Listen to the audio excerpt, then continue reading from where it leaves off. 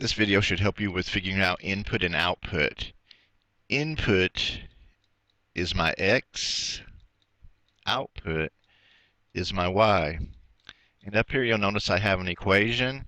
It's an equation for a line usually in 5th grade. And so eventually I'm going to be able to plot these points on the coordinate plane, on the xy plane. But for today I'm just putting a number in.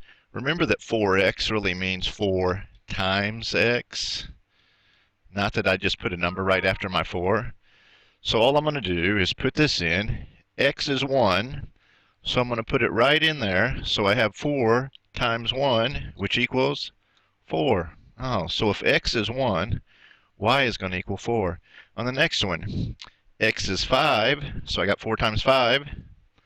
That's 20. And on the last one, I put a 10 in for x. 4 times 10 equals 40. Easy peasy. Let's try another one. In this particular case, y equals x plus 3. I'm still doing the same thing. I'm just taking my x number. I'm inputting it right there. So I got 1 plus 3, 4. I'm taking the 7. I'm putting it in there. 7 plus 3, 10. I'm taking the 11 and putting it in there. 11 plus 3, 14. Got a few for you to try out on your own. Stop the video when you try it. So here we go. On the first one I have 2 times 1 plus 5. 2 times 1 is 2. 2 plus 5 gets me 7. 2 times 2 plus 5. 2 times 2 is 4. 4 plus 5, 9. And then I got 2 times 4 plus 5. 2 times 4 is 8. 8 plus 5, 13. Try out the next one on your own. So I got 20 minus 2 times 1. I'm going to do the 2 times 1 first. That's 2. 20 minus 2, 18. 20 minus 2 times 5. Remember order of operations. Please excuse my dear Aunt Sally. I'm multiplying first. So 2 times 5 is 10. 20 minus 10 is 10.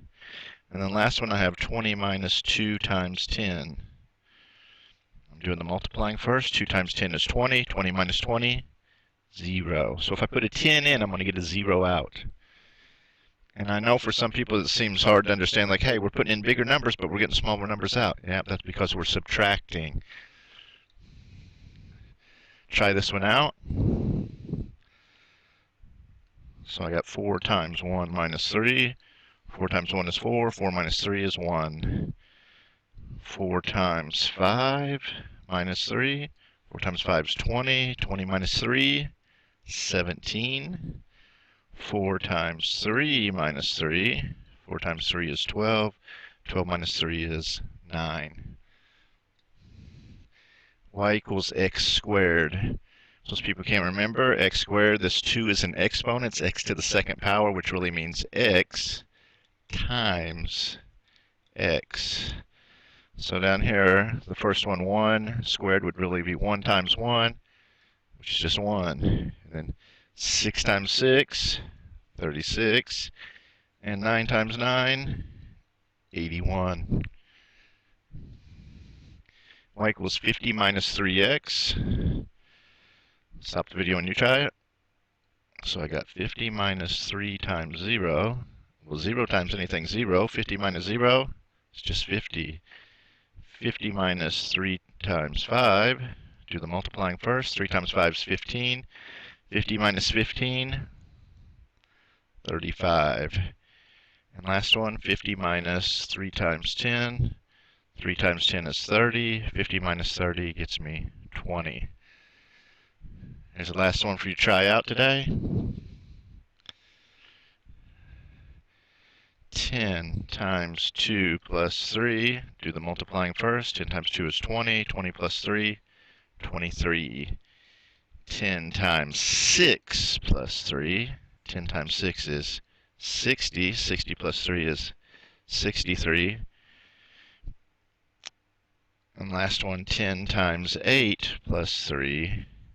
10 times 8 is 80, plus 3 equals 83. I bet you're wondering if they would all end with 3s. What if I put a 5 in? Let's see.